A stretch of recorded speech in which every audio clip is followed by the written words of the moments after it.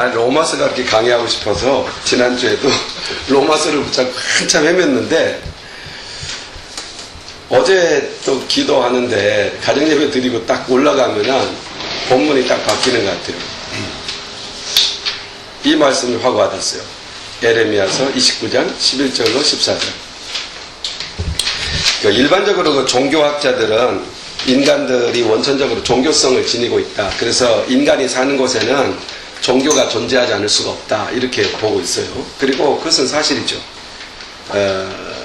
신을 모르고 문화도 모르고 종교도 모르는 원신들도 그들의 그 문화권에 들어가게 되면 나름의 종교를 다 갖고 있죠. 해를 숭배한다든지 별을 숭배한다든지 하다못해 나무 토막 하나 세워놓고라도 숭배해야 이 마음이 평안한 거예요. 이게 어쩔 수 없이 인간은 종교적 존재다라는 걸 분명히 알 수가 있죠. 그런데 이것은 너무 당연한 거죠. 우리를 하나님이 만들었거든요. 그리고 또 우리의 형상을 하나님의 형상을 따라 만들었잖아요. 그러니까 당연히 하나님의 원형, 우리의 원형이신 하나님을 향하여 가려고 하는 것은 본질적으로 맞는 것입니다. 여러분 이런 거 있잖아요.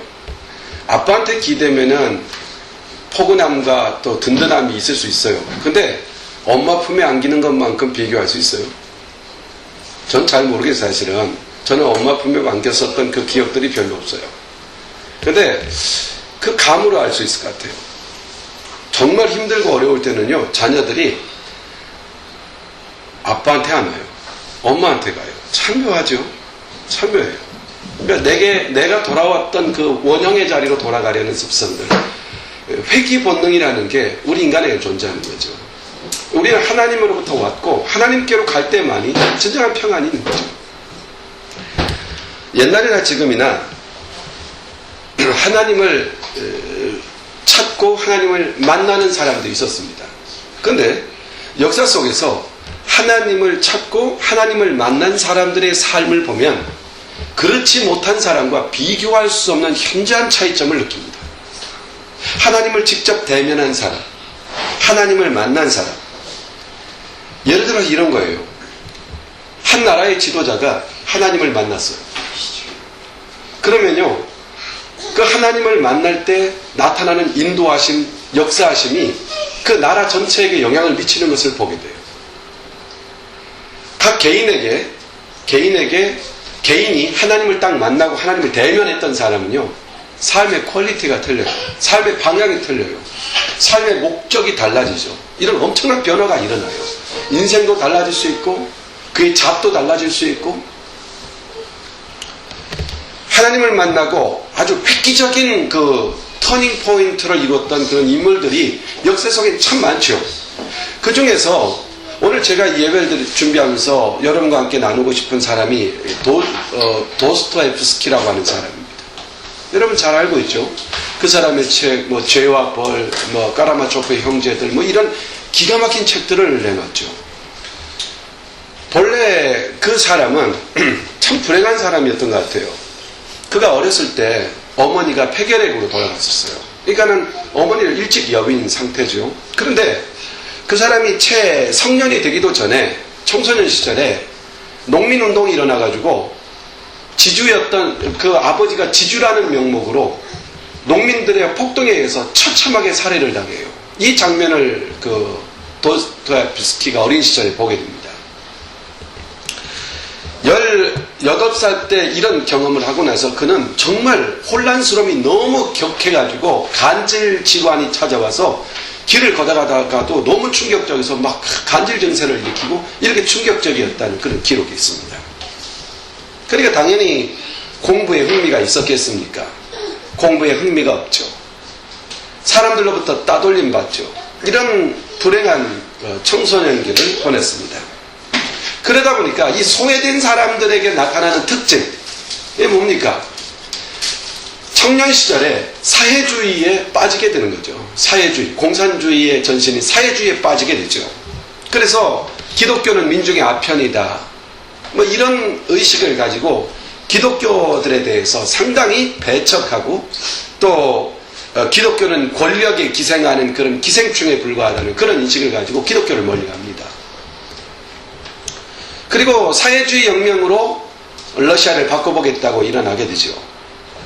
결국 그는 체포되었고 사상범으로 분류되어서 총살령을 당하게 되는데 그때 나이가 28세 때였습니다. 이제 총살되는 상황이죠. 이제 죽는 거죠. 불행한 인생을 살았고 죽음을 맞게 됐어요. 이제 총 시위를 대고 이제 발사하기 직전이죠. 근데 바로 죽음의 찰나의 직전에 황제의 특사가 오죠. 죽음을 남겨놓고 죽음을 직전해서 황제의 특사가 달려와서 사형해서 시베리아로 이렇게 구금되는 그런 영으로 이제 바뀌게 됩니다. 죽을 상황이었는데 살아나게 되죠. 이건 인생의 엄청난 반전이었어요. 그가 시베리아로 유배되는 과정에서 이제 보통 그 러시아는 기차로 움직이지 않습니까? 기차로 움직이고 있는 이 상황에서 어떤 간이역에 기차가 잠깐 멈췄어요. 멈췄을 때 어떤 그 난모를 부인한 사람이 와서 조그만 신약성경책, 기도원에서 나온 그런 신약성경책 같은 신약성경책을 사람들에게 나눠주는 거예요. 그 차량은 죄수 호송 차량이었고 그들을 향해서 이 신약성경 전서를 나눠줬어요. 시베리아 수용소에 와서 대개 그 죄수들은 흉악범, 포악범들이 그 시베리아 가서 중형을 받지 않습니까? 나무 베고 이런 데 투자되고 거기서 죽어도 모르고 이런 곳으로 가니까 얼마나 잔인한 범죄를 행했던 사람들이 거기에 갔겠어요. 그들과 함께 그곳에 가서 이제 참혹한 그 수용소 생활을 하죠. 그러면서 도스토옙스키가 그 한 낯선 여자로부터 받았던 그 신약 성경을 읽기 시작하는 겁니다. 그는 거기서 이 책을 읽고 또 읽습니다. 그리고 그는 거기서 하나님의 말씀을 듣습니다. 음성을 듣게 됩니다. 그리고 그는 거기서 기독교로 개종하게 됩니다. 그리스도를 만난 겁니다. 말씀을 통해서 그리스도를 만나요. 그리고 나서 그가 이런 고백을 남깁니다. 누가 나에게 그리스도는 진리가 아니라고 증명한다 하더라도 나는 그리스도와 함께 영원히 있고 싶다. 그 말씀이 얼마나 강렬하게 그를 위로했고 치유했고 회복시켰는가를 볼 수 있는 거죠. 4년간의 수용소 생활을 마치고 고향으로 돌아와서 그 참혹했던 수용소 시절의 그 고통과 그 아픔을 기억하면서 써낸 책이 죽음의 집, 죄와 벌 이런 책들이고 나중에 그 사람들, 그 속에서 수용소에서 살았던 그 많은 사람들의 유형을 보게 되면서 그들을 생각하면서 쓴 책이 바로 까라마초프의 형제들이라는 책입니다. 중요한 것은 무신론자, 사회주의자, 소외된 자, 반항아, 간질병 환자 이런 참혹한 굴레를 쓰고 있었던 도스토옙스키가 만약에 하나님을 만나지 않았더라면 어떻게 되었을까? 그 인생의 후반이 어떻게 되었을까?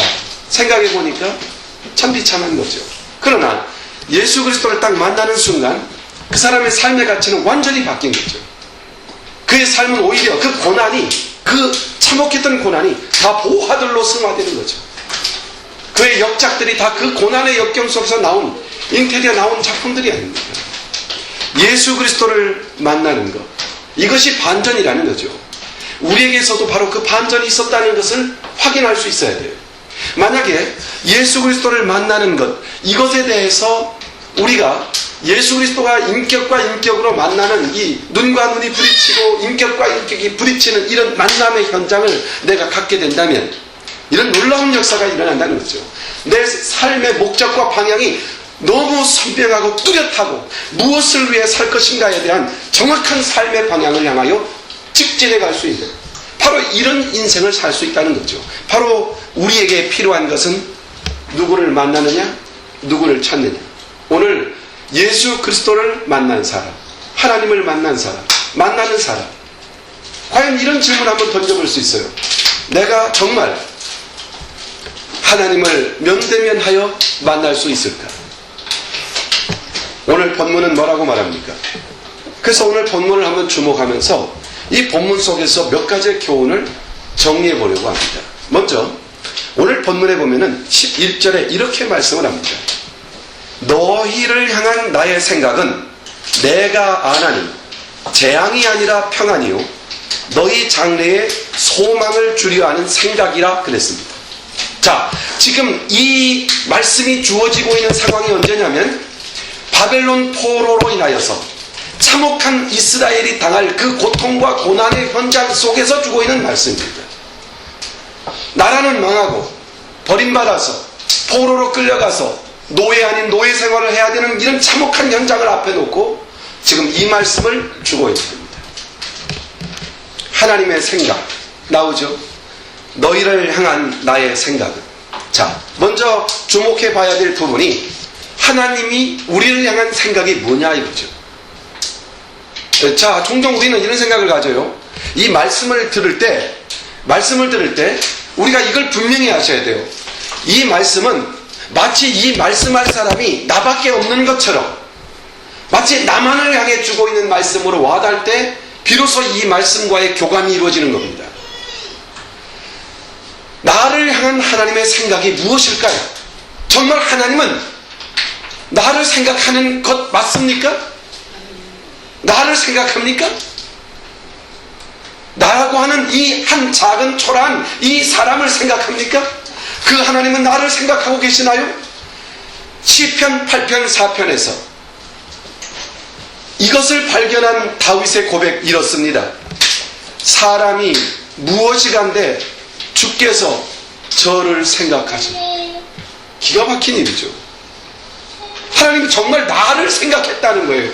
이걸 사도 바울이 이 다윗이 딱 깨닫는 순간 말할 수 없는 감격이 밀려온 거예요. 하나님이 나를 기억했다. 그러면서 생각한 거예요. 말하는 거예요. 도대체 사람이 무엇이간데, 내가 무엇이간데 주께서 나를 생각해 주시는 것입니까? 이렇게 고백합니다.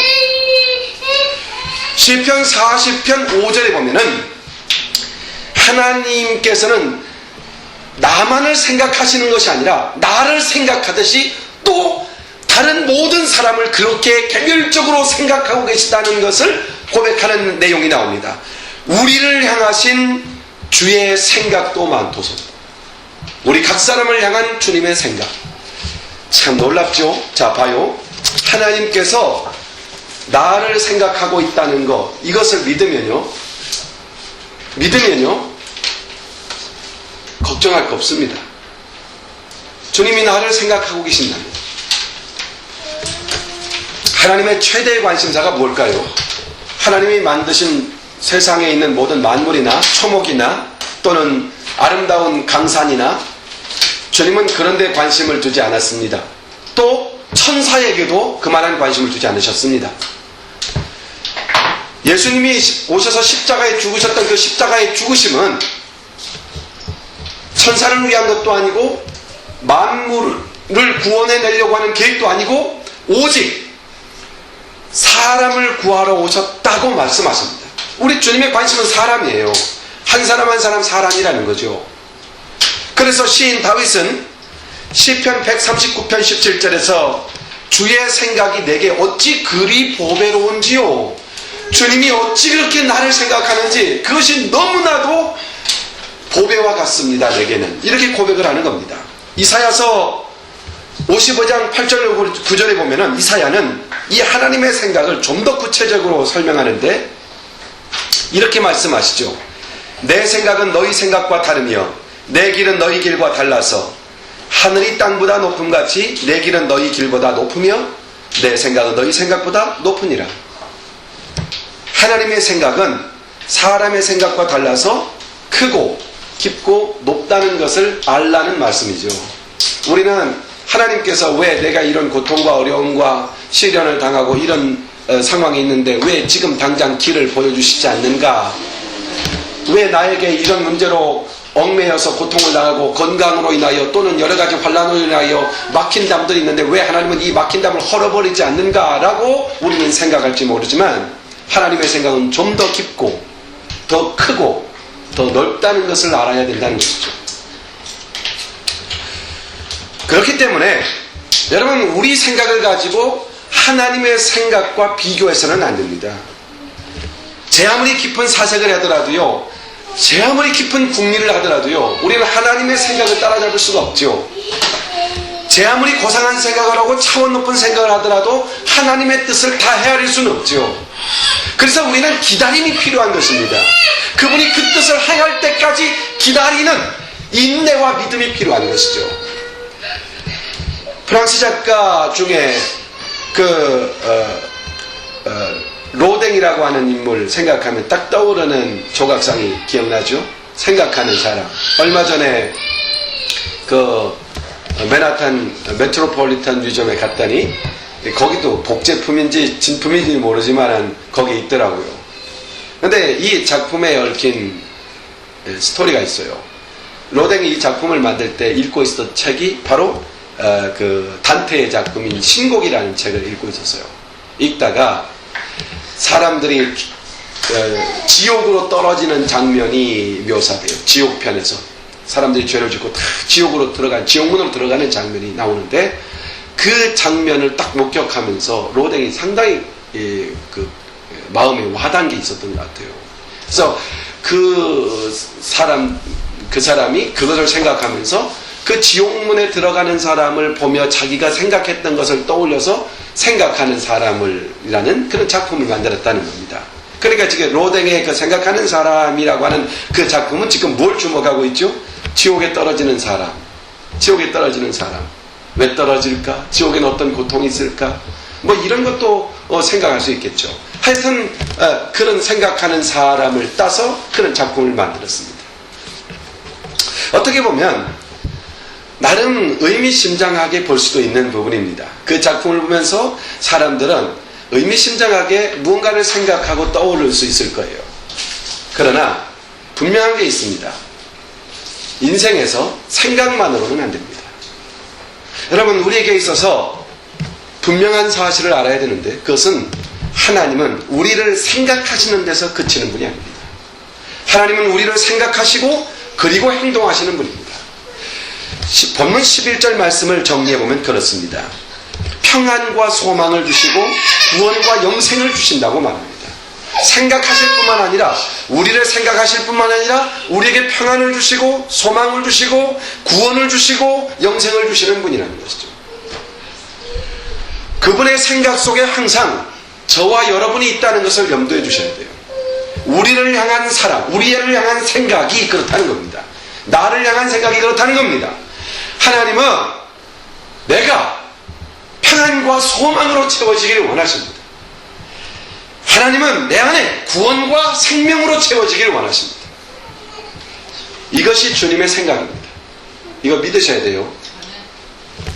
그리고 오늘 본문에서 또 하나 생각해 봐야 될 게 있는데 12절에 보면 부르짖으라, 찾으라 이런 말이 나옵니다.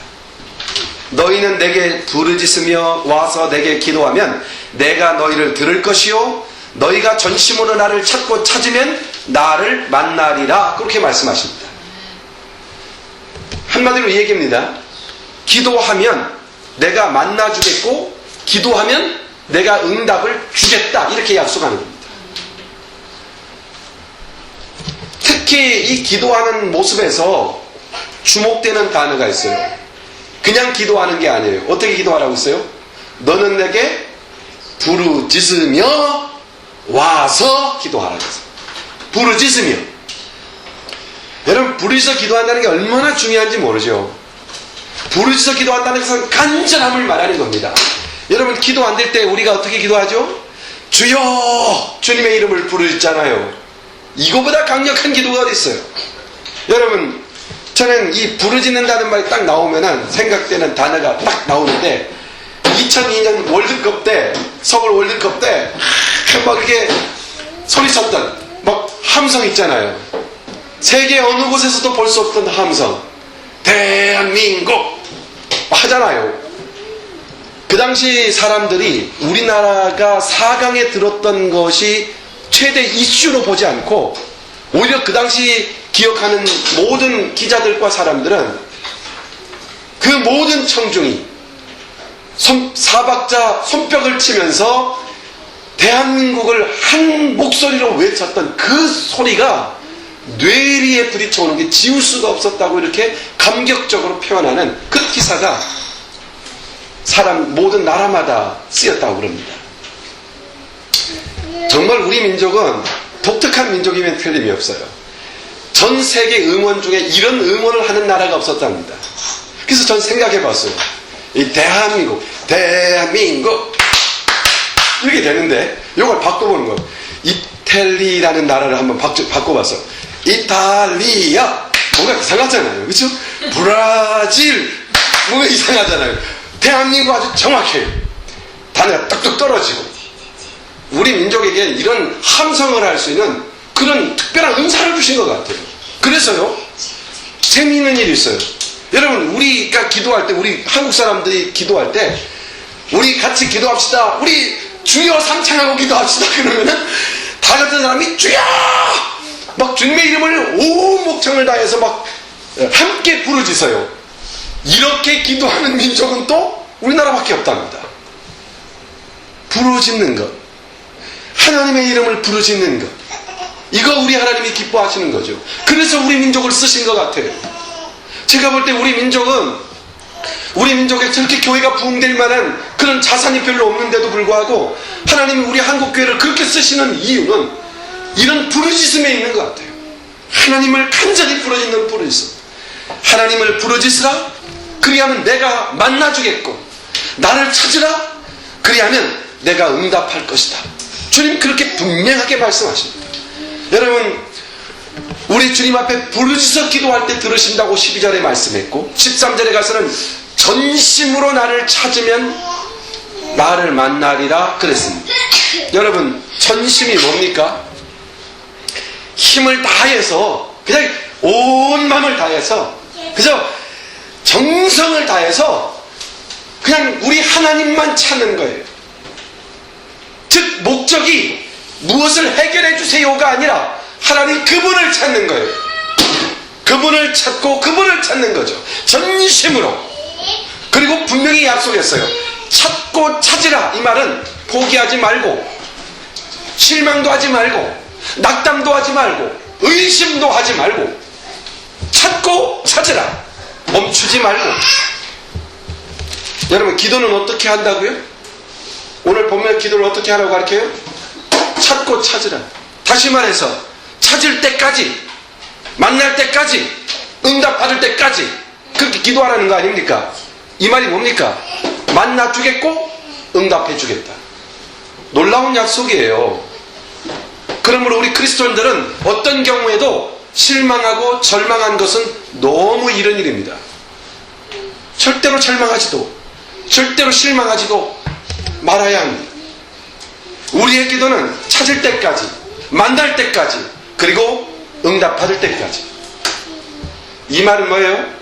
반드시 하나님은 응답을 준비하고 반드시 주님은 만나는 정점에서 기다리고 있다는 얘기입니다. 우리가 하나님을 기다리는 게 아니라 하나님이 우리를 기다리고 있다는 거예요. 거기 정점에서 나를 찾고 찾으면 만나리라는 약속을 믿는 것, 이게 기도 응답 받는 비결입니다. 오늘 이거 마음에 둬야 합니다. 어젯밤에 이 본문 말씀 딱 읽으면서 이 얘기만 100번 하고 마쳤으면 좋겠다는 생각이 들었습니다. 나를 찾고 찾으면 만나리라. 반드시 만납니다. 하나님은 만나주시는 분입니다. 헬렌 켈러라고 하는 사람이 설리반이라고 하는 사람 만났을 때, 그 티처를 만났을 때 인생이 바뀌잖아요. 사람은 누구를 만나느냐의 문제 상당히 중요한 문제예요. 나는 우리 주영이 서영이가 좋은 티처를 만났다는 것에 대해서 감사해요. 여러분 누구를 만나느냐에 따라서 그 영향을 받고 그 도움을 받죠. 베드로가 어부였었는데 예수님을 만났습니다. 직업이 바뀌었습니다. 삶의 패턴이 바뀌었습니다. 제가 옛날 일을 한번 기억해 봤어요. 참 마음 아픈 일이 참 안타까웠던 일이 어떤 것들이 있나 생각해 봤어요. 근데 갑자기 떠오르는 생각이 있어요. 아주 오래전 일이지만 여러분 그 코미디언 이주일 씨 아시죠? 돌아가셨잖아요. 그 양반이 암에 걸려가지고, 암인가요? 그 질환은 정확하게 모르겠어요. 폐암이었던 걸로 알고 있는데 암에 걸려서 병원에 입원했어요. 거의 뭐 죽음 날짜를 받아온 상황이죠. 한 방송 프로그램에서 리포터가 찾아갔어요. 그리고 인터뷰를 하는 장면이 TV에서 나온 적이 있어요. 예, 이런저런 얘기 하다가 마지막에 그 기자가, 리포터가 이런 질문을 해요. 이 선생님, 한마디만 이야기해 봐 주십시오. 지금 꼭 하실 말씀이나 소원이 있다면 한마디 말씀 부탁드립니다. 근데 그때요, 이 이주일 씨가 거의 떨리는 목소리로 한 말이 있어요. 조금만 더 살고 싶어. 조금만 더 살고 싶어. 여러분, 그 당시 그분은 정말 엄청난 돈이 있었어요. 그리고 인기도 엄청났고요. 그러나 생명의 한계는 어쩔 수 없는 것이죠. 그에게 있는 것이 아니죠. 돈을 벌어서 부자 되는 것도 중요하고 인기와 명예를 얻는 것도 나름 인생을 살면서 의미를 가질 수 있죠. 그러나 가장 중요한 것은 하나님 만나는 겁니다. 하나님 정말 대면에 만나는 겁니다. 적어도요, 인생을 살면서 단 한 번은 하나님과 면대면 만나는 시간이 있어야 된다고 생각합니다. 주님은 약속했습니다. 찾고 찾으면 만날 것이다. 부르짖어 기도하면 내가 만나 주겠고. 분명히 만납니다. 주님을 만나면 해결되는 겁니다. 여러분, 이 시대를 광만능 시대라고 일컬어도 과언이 아닐 정도의 그런 시대를 살고 있습니다.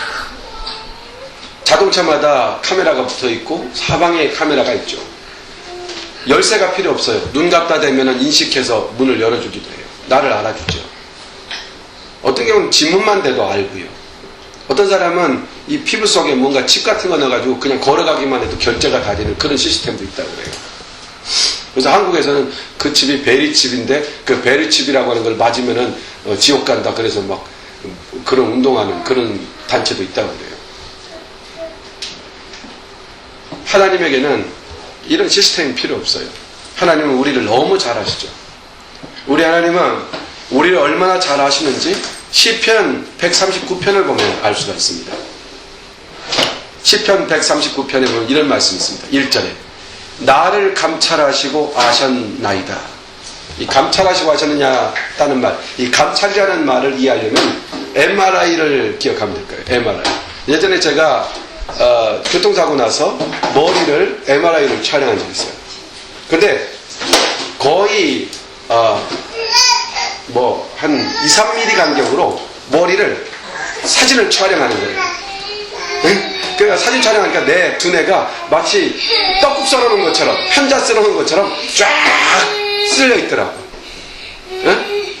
그렇게 세부적으로 알기 때문에 그걸 보고 뇌 상태를 판단하는 거예요. 이 감찰한다는 말은 그거보다도 더 세밀한 것을 말해요. 감찰한다. 나를 세밀하게 하신다. 내 맥박을 아시고, 내 혈류를 아시고, 내 세포를 아시고, 내 지각과 시각과 가치와 판단과 미래와 시간적으로, 종행으로 모든 것을 아신다는 얘기예요. 또 2절에 보면 그런 말이에요. 나의 앉고 일어섬을 아시며 행동이죠. 멀리서도 나의 생각을 통촉합니다. 내 생각을 다 아세요. 또 나의 모든 행위를 익히 하시며 내 혀에 말을 하시며 내가 무슨 말을 할 때 왜 그 말을 하는지까지 다 하시는. 사람들은 그러지 않아요. 마음은 다르지만 말로는 다른 말 하는 경우가 있잖아요. 그런데 내가 말하는 그 말 속에 담긴 이면, 다른 면의 깊은 속까지 헤아리신다니. 얼마나 놀라우신 분이에요. 그러니까 우리가 기도를 제대로 못하더라도 우리를 다 읽으시는 분이란 얘기죠. 내 마음을 아시고 내 뜻을 아시오. 그러므로 이제 우리가 하나님을 찾고 만나기만 하면 되는 거죠. 그게 중요하다는 거예요. 하나님을 만나는 거.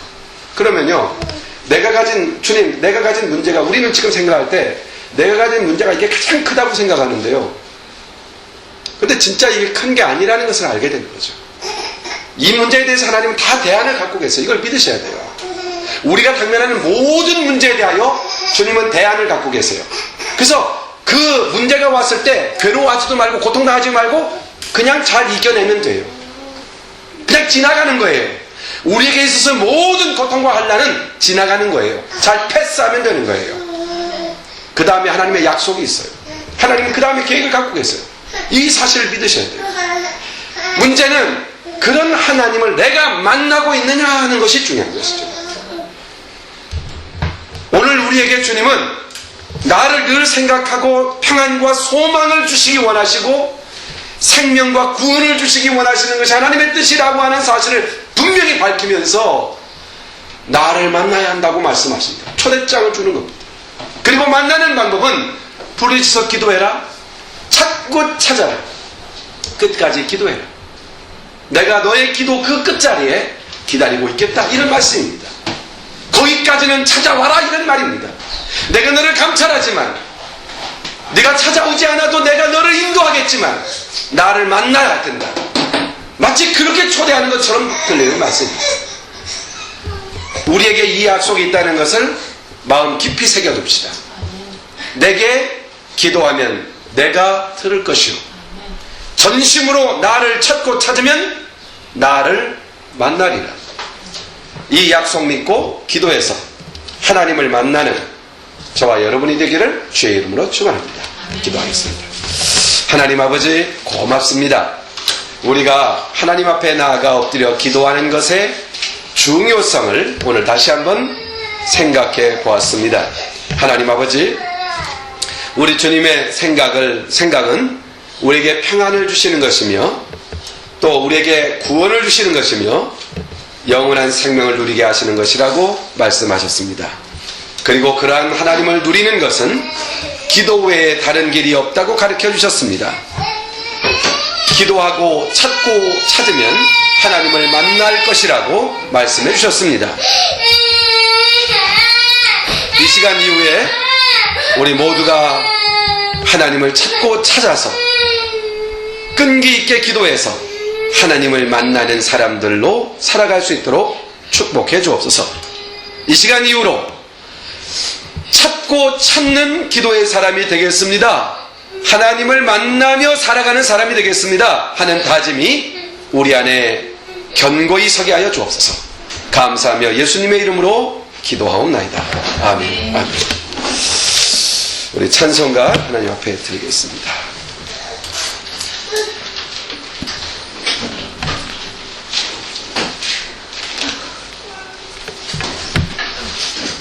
(484장) 찬송 하나님 앞에